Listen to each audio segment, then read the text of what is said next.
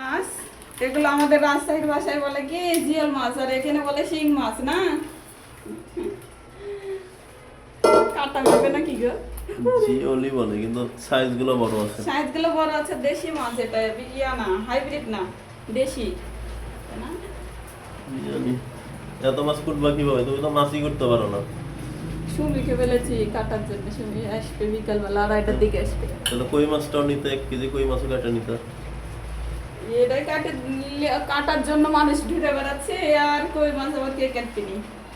এই যে ভয় দেখে ওই বলে মাছ কুটবে, মাছ ধরতে যায় মাছ মাছের মতন লাফায় আর ও মাছ কুটবে। ওরে মারে, কাটা মারবে না? তো মারবে না, আদর করবে। কিন্তু আগে যে মাছটা লেছিলাম ওই মাছের থেকে এই মাছটা ভালো আছে, বুঝলা? হাই ইয়া দেশি মাছ, তাই না? ঠিক আছে তাহলে মাছ কুটো, কালকে বিকালে কাটার কুটবো। পরে একটা- হ্যাঁ? এটা দিতে ওইটাতে রাখো, ওইটাতে রাখো, হ্যাঁ? ওইটাতে রাখো। এখানে রাখলে পুরো বিছানা।